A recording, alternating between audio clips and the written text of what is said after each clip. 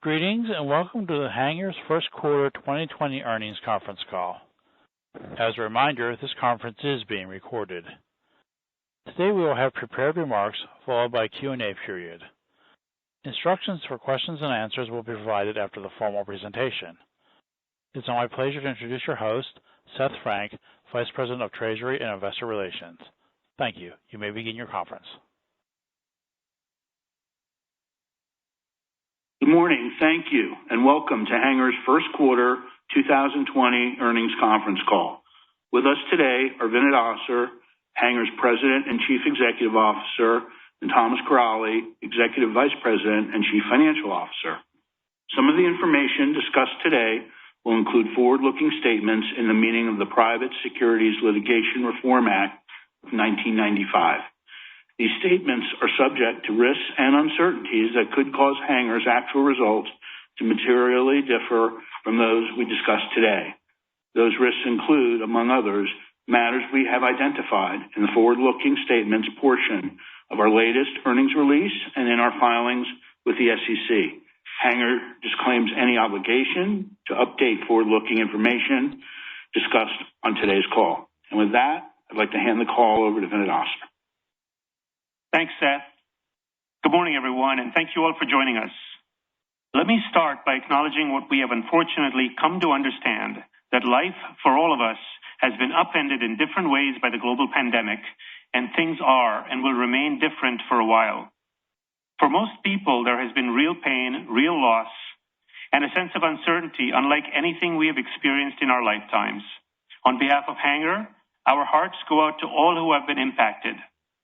As part of today's call, we want to help you understand the actions we have taken in response to the pandemic, our current view on how we will navigate through it, and what we hope will be a better future ahead for all of us.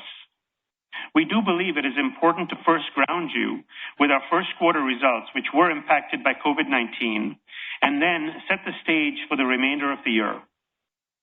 We entered 2020 on a strong footing. We returned to growth in 2019, reinitiated a successful acquisition program, and began to see promising stabilization in our therapeutic solutions business. Indeed, the year was off to a great start. We had a successful Hanger Live event in Nashville in early February, as we shared on our Q4 earnings call. We saw the benefits of the multi-year investments in Hanger's core differentiators beginning to synergize and accelerate our position in the O&P industry. Unfortunately, during the last 2 weeks of March, typically the busiest time of the quarter when we are delivering devices to patients, we began to see a rapid uptick in cancellations of patient appointments. This was driven by the litany of social distancing measures implemented around the country to slow the spread of COVID-19 as shelter-in-place and related restrictions became more widespread. As a result, our first quarter revenue and earnings were adversely impacted. Hanger's first quarter net revenue of $233.7 million decreased $2.7 million, or 1.1%, from the first quarter of last year, while adjusted EBITDA declined by $6.6 million in the first quarter compared to the same period of 2019. In our patient care segment, the primary factor affecting us was the large number of appointment cancellations during the last 2 weeks in March, as mentioned earlier. The resulting decline of 3.2% in same-clinic revenues was primarily due to COVID-19 related business disruption at a critical time in the quarter. The business slowdown has been highly variable by region. As you would expect, the New York metro area has been dramatically impacted, as was the Pacific Northwest and other COVID-19 hotspots around the country. Adjusted EBITDA declined more significantly due to our high fixed cost business model, highlighting the impact revenue fluctuations have on our earnings. Additionally, the timing of COVID-19 related social distancing measures in March prevented us from making any meaningful adjustments to cost structure during the first quarter. In addition to the lower revenues, adjusted EBITDA was negatively impacted by an increase in bad debt expense in products and services, attributable to expected higher future write-offs of customer accounts and due primarily to the adverse economic impact of COVID-19. For the first quarter, products and services revenue declined $2.3 million.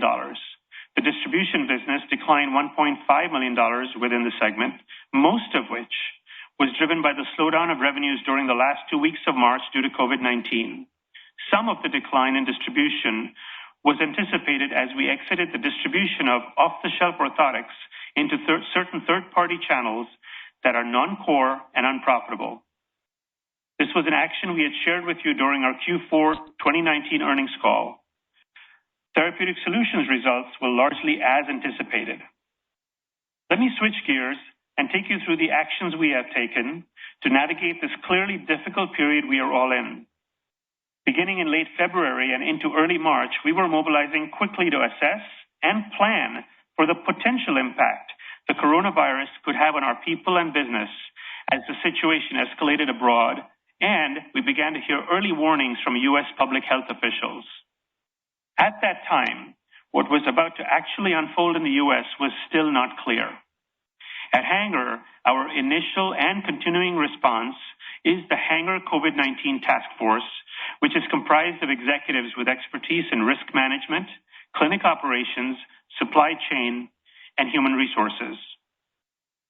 In the ensuing days during the second half of March, it became evident that the pandemic was beginning to impact our business, and with no viable clinical treatment, social distancing was the only way to mitigate viral spread. We acted expeditiously to ensure that the company would operate with continuity and would maintain necessary liquidity in the future. There were two clear objectives that were front and center in what we needed to do. First, ensure the safety and continuity of care for our employees and patients. And second, ensure that we had adequate liquidity to get us through the impending downturn of the business as a result of COVID-19. By late March, we had initiated a number of cost reduction and project suspension plans for the second and third quarters of 2020. I would summarize the primary actions as follows. A company-wide reduction of exempt employee salaries averaging 32% for a period of up to 6 months. Within these reductions, our senior leadership team and I took a reduction in salaries ranging from approximately 47% to 100% for the same period of up to 6 months. I also note that our board of directors has also requested that they forego receiving their cash retainers from the company for the same period. Other actions included the temporary elimination of any new headcount, temporary furloughs, and a decrease of non-exempt employee hours. We also reduced other operating expenses related to travel, professional fees, and other items. On the CapEx front, we suspended our supply chain and financial systems initiatives and have reduced other capital expenditures. This has clearly been painful. We do not take any of these actions lightly. They directly impact people's livelihoods and families during an intensely stressful time. However, I have to share with you that I could not be more proud of our organization and of every person at Hanger who has risen to this challenge. At the end of the day, while these are hard decisions with real near-term consequences, the good news is that we intentionally chose a path that I believe leads us to a future where the company can not only survive, but thrive. So while there is pain, it is shared, equitable, and transparent. Throughout the decision-making process and all these actions, we kept the two objectives mentioned earlier clearly in front of us. Outside of the cost containment measures we have taken, we are also actively monitoring elements of the CARES Act, which may provide Hanger some relief. At the outset, Hanger determined that as a public company, we would not qualify for the PPP forgivable loans intended for small businesses, and we did not apply for them. Other elements of the CARES Act that we likely will benefit from include the payroll tax deferrals, lifting of the sequestration, modifications of the NOLs for federal tax purposes, and the provider relief fund payment, which was formula-based allocation we received from HHS. Operationally, communications to employees have been critically important during this process. Early on, we began a regular cadence of communications to our employees through various channels, including weekly video messages to our entire team. We've adopted the following 3 clear guiding principles: be safe, kind, and be strong. As an organization, Hanger is resilient. We help our patients overcome what can be unimaginable challenges after loss of a limb or loss or degradation of their musculoskeletal function. Challenges are what we do, and Hanger is battle-tested. We rebuilt the company beginning in 2015 to go the distance, focused on the long term, to build scale, key expertise, document medical evidence for the value of our services, and ensure we brought in leadership at all levels across the organization with the experience and mettle to rebuild successfully. This human capital asset is an advantage today. And as we worked our way through these difficult times as a team during the 2015 to 2018 period, we are doing it again today, and will do so for as long as the COVID-19 pandemic remains. We have made a variety of operational changes to ensure that during this period, our people and patients are safe, and that we as health professionals ensure the continuity and quality of healthcare services we provide. It is important to note that orthotic and prosthetic care is designated as an essential healthcare service under the Affordable Care Act. The O&P professional organizations have also highlighted this to the broader O&P industry. In addition, the World Health Organization in March of this year identified that individuals with disabilities may be impacted more significantly by COVID-19. In a published paper by the WHO, there was a call to take action and provide protective measures for all key stakeholders who support the disabled. Many of our patients faced with uncertainties during this time are anxious to obtain necessary prosthetic and orthotic care so they can maintain the most basic life functions many of us take for granted. Some of the steps we as an organization have taken to ensure the safety of our patients and personnel are as follows. All of our employees have been instructed to follow CDC and WHO guidelines for prevention during the pandemic. Within our clinic operations, we also implemented mandatory training regarding prescriptive preventative safety measures and resources, including the reinforcement of facility cleaning guidelines and instructions on reporting COVID-19 exposures. Our clinics are not densely populated. We typically have approximately 5 employees in an average-sized clinic, so social distancing and the use of individual rooms to see patients does not generally require extensive changes to our physical locations. They are relatively safe places for patient encounters. We procured stocked and fabricated personal protective equipment thanks to the proactive work of our supply chain team. We leveraged our own fabrication capabilities to make reusable 3D printed custom masks for our clinicians. In late March, we developed and then implemented plans to support clinic operations during the pandemic that included procedures to enable changes in weekly staffing and operating hours, to respond to fluctuations in patient appointment volumes, while encouraging social distancing and patient and employee health. From a patient perspective, we conducted a proactive outreach to Hanger Clinic patients across the country, performing thorough health and exposure risk screenings before in-person appointments, rescheduling non-urgent appointments, and shifting in-person appointments to remote consultations when appropriate. We have been taking advantage of telemedicine platforms to evaluate patients to determine whether they need to be seen in the office, as well as other patient support applications. I am proud of what we have accomplished over the last 10 weeks. It is extraordinary, to say the least, and I cannot thank our team enough for their support and their efforts. As a result of the difficult but necessary corporate actions we have taken to lower costs and conserve cash, as well as the adjustments we have made to the operations, we feel confident in our ability to navigate through the current situation given what we know today. In addition, and Tom will discuss this in more detail, we engaged early and regularly with our revolver lenders and recently secured the greater flexibility under our credit agreement. Our view at this time is that the sum total of these actions puts us in a position to remain adequately liquid throughout 2020 and in subsequent periods. Through the month of April, as you would expect, the decline in business we saw in the last 2 weeks of March intensified. We delivered devices from WIP and worked down the inventory that was paused due to appointment cancellations in March.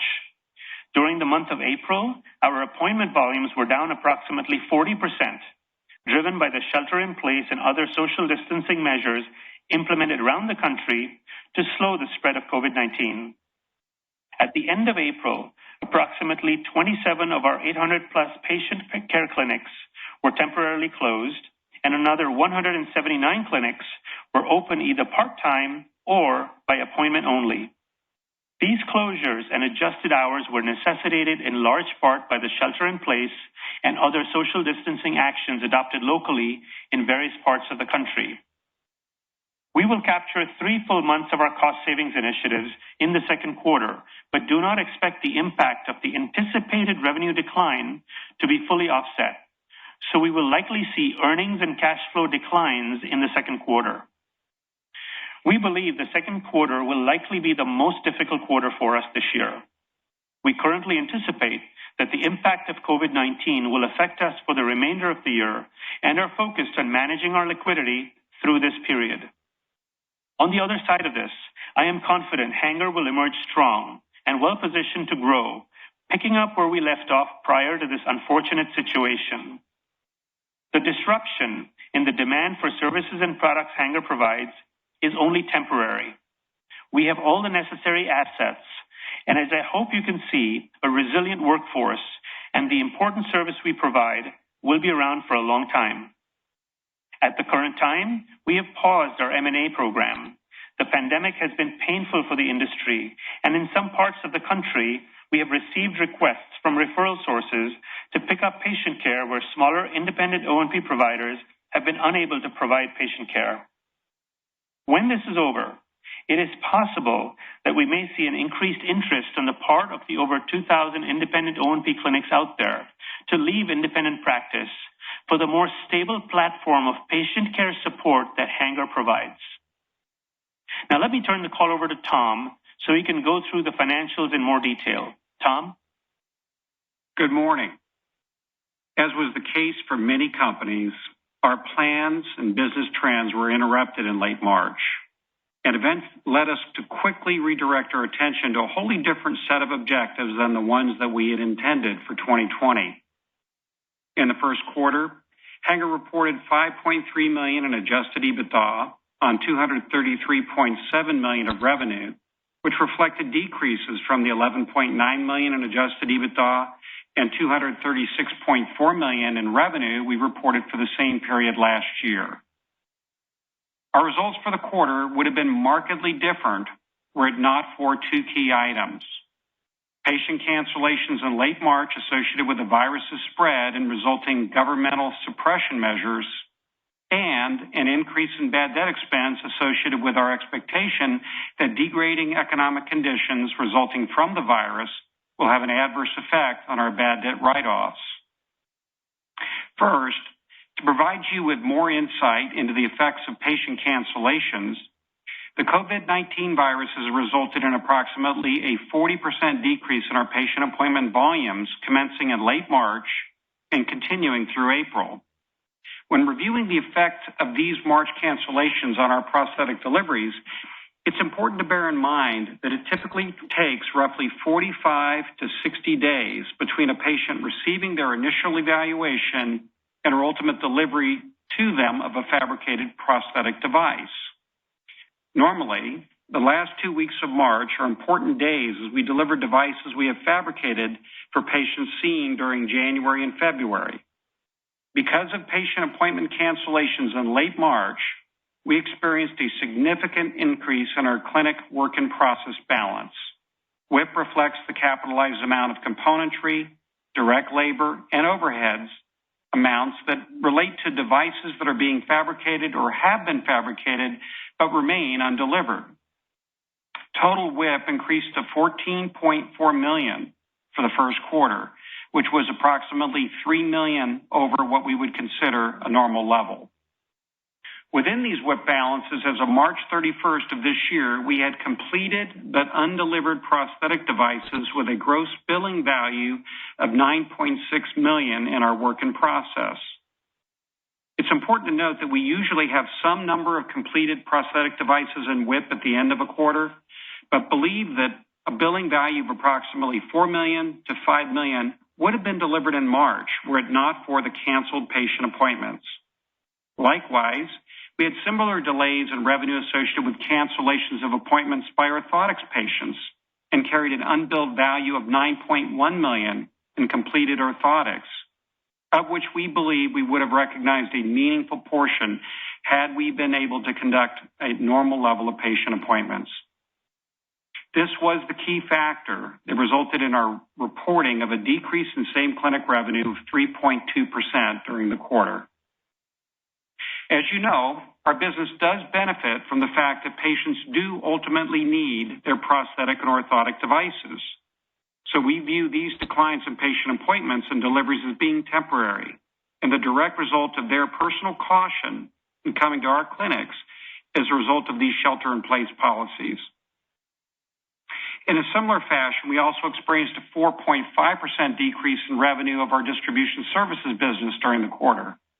We believe the majority of this decrease was the result of independent providers of orthotics and prosthetics slowing their purchases of componentry, but to a lesser extent, these revenue decreases also related to our planned discontinuance of sales of low-end orthotics to podiatrists. Revenue at our therapeutic solutions business was $11.9 million and reflected a $757,000 or 6% decline as compared with the first quarter of 2019. Well, this area of our business has been affected by changes and limitations imposed at skilled nursing facilities associated with the COVID-19. The majority of this decrease does relate to the past business trends we've discussed in prior calls. In addition to the significant effects that the COVID-19 pandemic had on our first quarter revenues and related gross earnings contributions, it also played a key role in our significant increase in bad debt expense during the quarter. The bad debt expense of our products and services segment increased by $1.9 million in the quarter, and the majority of this increase related to our assessment of the likelihood that we will incur increased write-offs of customer receivables in this segment of our business due to the nation's worsening employment and economic conditions. In addition to the impact of the pandemic, the extent of this increase was also related to our implementation, effective during the first quarter, of ASC 326, Financial Instruments Credit Losses, also known as CECL. This accounting literature requires that we directly consider changes in current credit information in the establishment of our bad debt reserves. Between the substantial effect which the COVID-19 pandemic had on our revenues and the effects it had on our credit condition of our distribution services customers, this virus has caused a clear change in the course of our financial performance and our management focus during 2020. As Vinit discussed, throughout March, we undertook extensive planning and implemented broad cost reduction and liquidity enhancement measures with the aim of ensuring that Hanger would be proactively positioned to contend with the adverse effects that this pandemic was likely to have on our business. As he shared, this involved implementing immediate and comprehensive changes to our componentry purchases, compensation and staffing levels, other operating expenses, capital projects, and overall liquidity management. Excluding decreases in componentry costs, which should vary in a corresponding fashion with decreases in revenue, we currently estimate that these cost reductions will provide operating cost savings in the approximate range of $75 million to $80 million over the second and third quarters. Additionally, we currently estimate that our capital expenditures for the full year will be in the approximate range of $30 million to $35 million. This reflects a reduction of approximately $10 million to $15 million from the $45 million that we had originally planned to expend. We are glad that we chose to take these actions proactively and decisively in the last weeks of March, as they positioned us well as the full effects of the pandemic unfolded. Additionally, due to the uncertain effect that we believe the crisis could possibly have on the viability of our nation's financial institutions and our access to borrowings under our revolving credit facility, we drew $79 million under our revolving credit facility and continue to carry these relatively higher revolver borrowings and the corresponding cash balance at this time.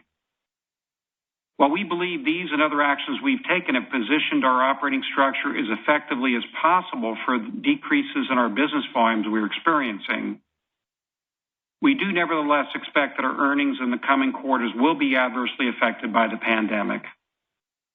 From a cash flow and liquidity perspective, we had a strong first quarter.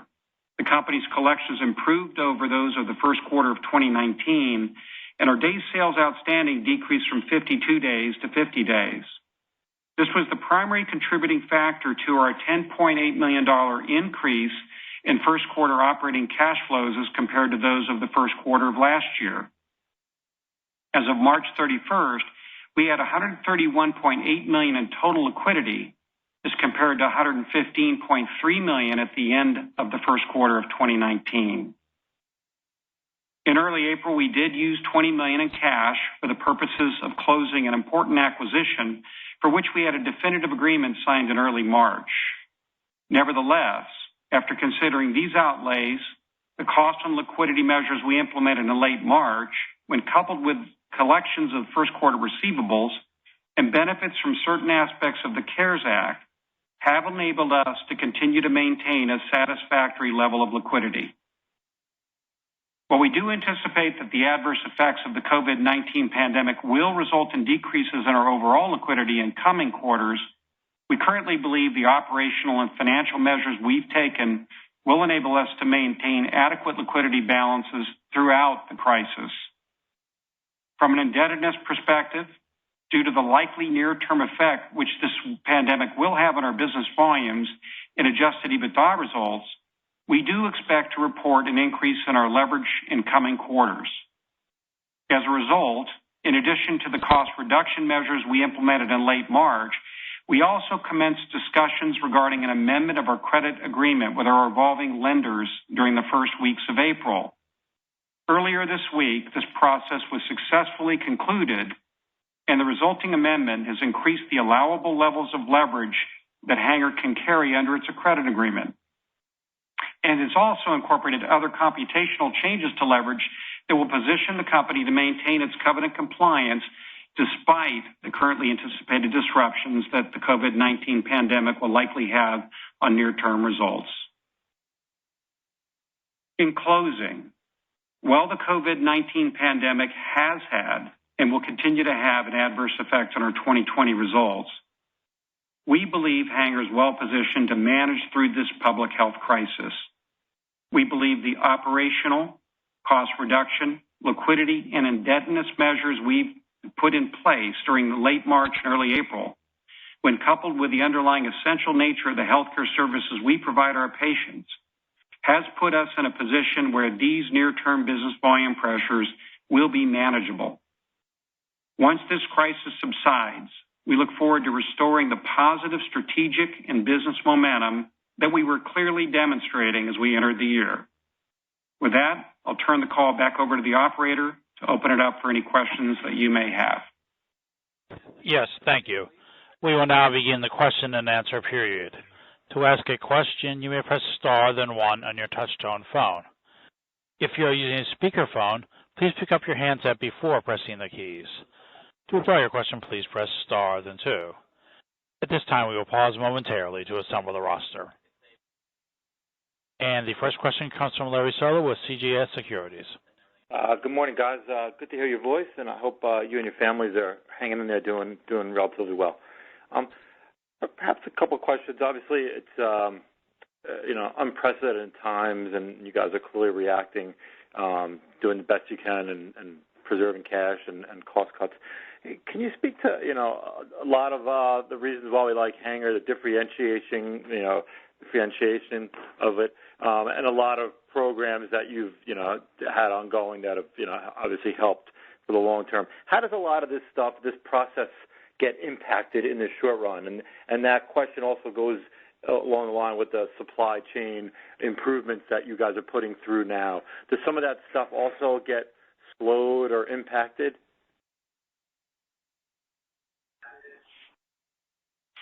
Yeah, thanks, Larry. Thanks for the question. Appreciate it, and also hope you all are safe up there in the Northeast.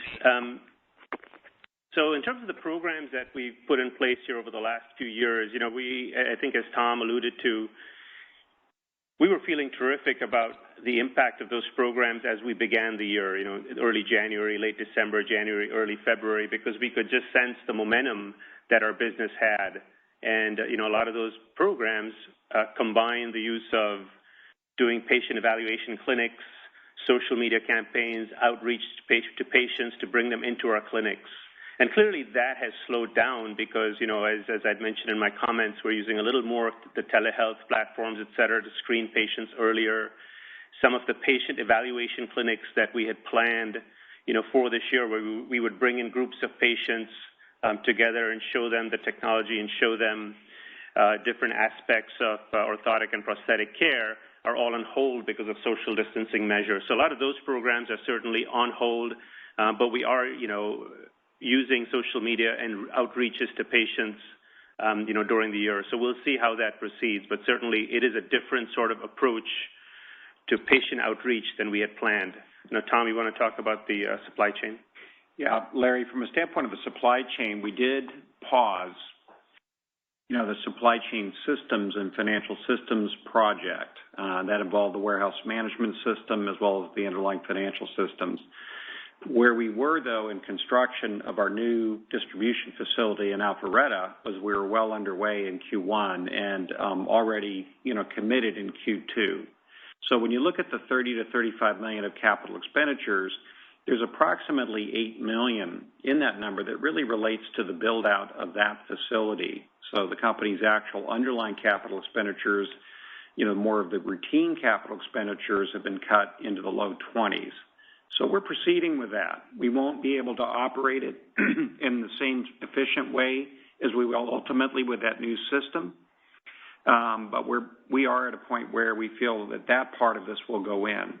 We are also going to benefit this year from an earlier savings, from the freight. It's not going to be all of the savings because, again, we don't have the system, but some of the pricing and some of the practices we've had on consignment are starting to pay back earlier than we anticipated. So some savings are coming into the numbers, albeit they will, probably be consumed by these overall COVID variances, but we'll see some of that. Some of the other savings, those associated with the system, probably will be pushed out, at least for a year, given that we've paused the underlying technology.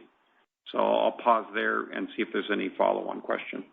Hey, Larry, one thing I would add is, during this period, what we are seeing is because of the network of clinics that we have, we are seeing some inbound calls from referral sources that in the past, we may not have had business with, but because some of the smaller O&P providers may not be able to deliver the care, we are seeing inbound calls from hospitals and referral sources during this period because we do have operations either fully open or open by appointment only, and we're letting everybody know that we are available for care.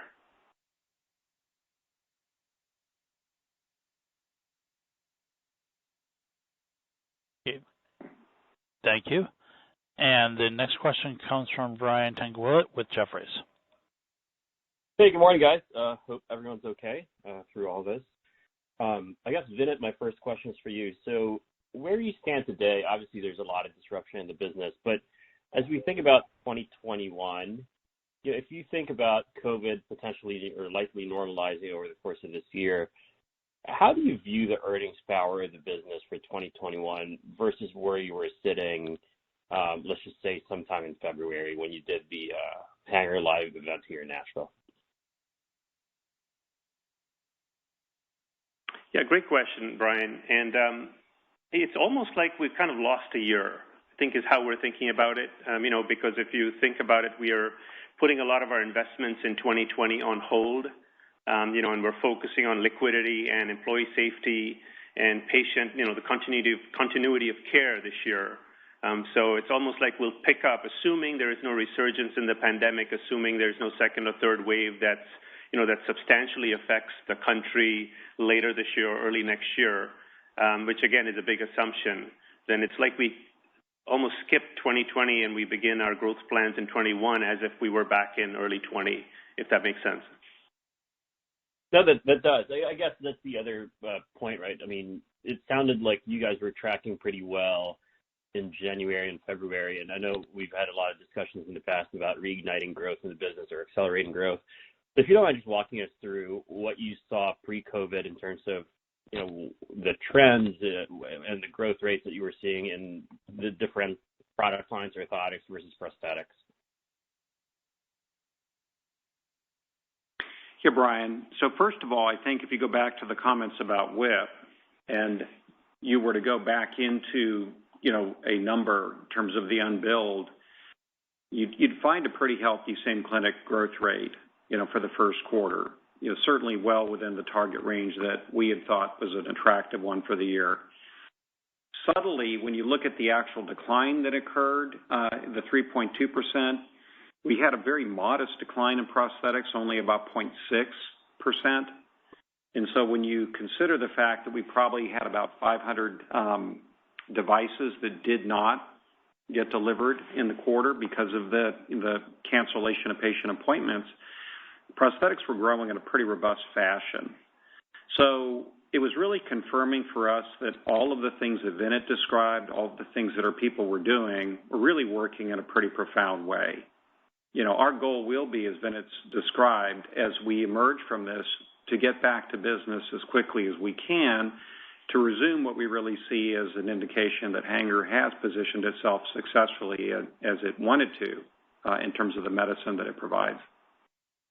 Now, that makes a lot of sense. So I guess, Tom, just to that point, if we think about, a lot of states are allowing the reopening of businesses probably within the next few weeks, how are you thinking about the seasonality factor, right? I mean, because you've got WIP sitting there, you've got 500 devices that presumably you will be installing sometime in the second quarter, but obviously your backlog is delayed a little bit with patients not coming in the door. So, so Q2 you see a drop and then you see an acceleration in Q3, or how are you thinking about the seasonality factor or the cadence of, without numbers, obviously, the pickup in business over the course of this year? Yeah, so I think Vinit alluded to it. We've been modeling a number of models, and the model we're currently following does foresee more of an extended effect of the virus.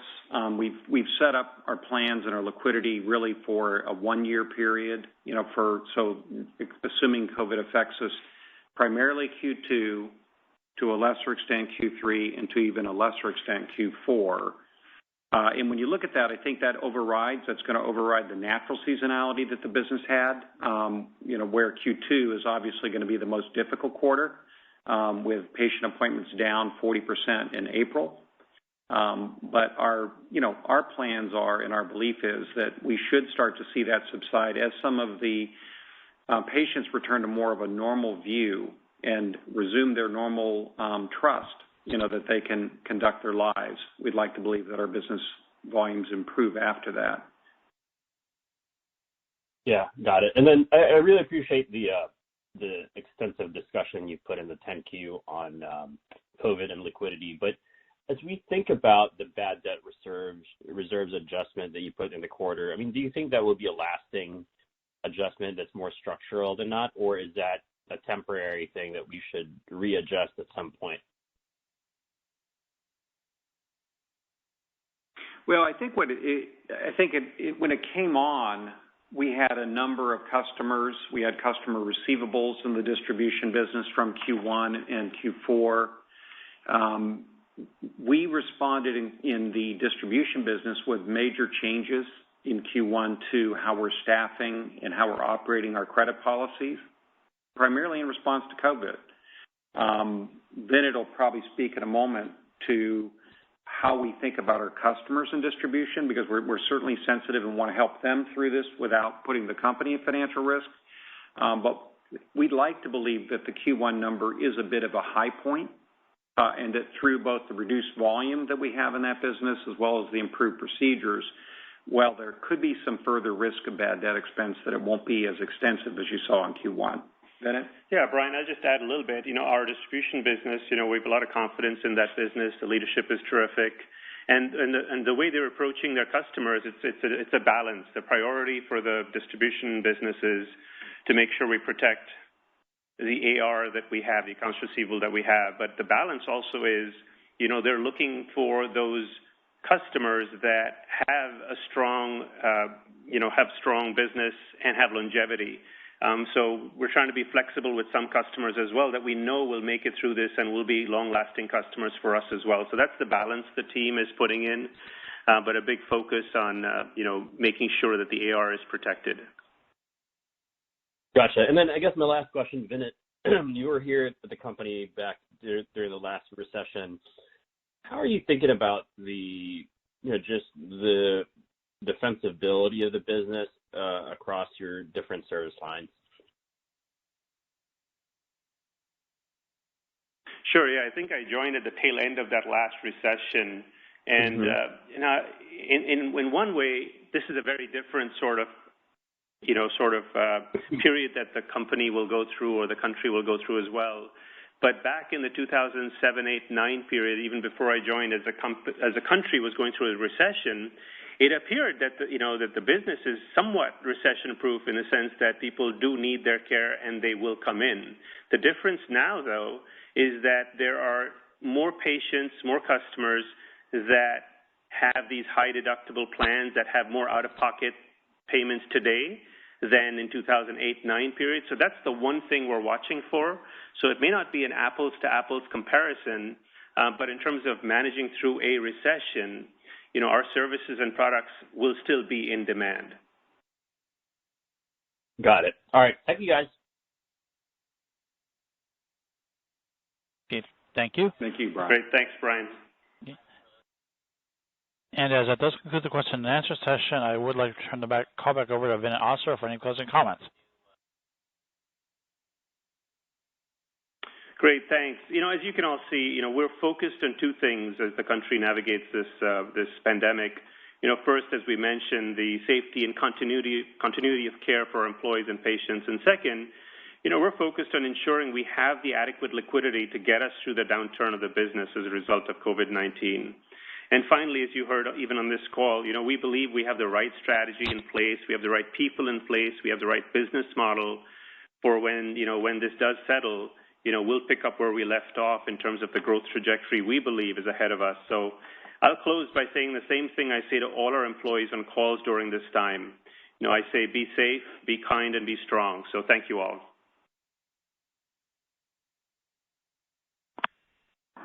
Thank you. The conference has now concluded. Thank you for attending today's presentation. You may now disconnect your lines.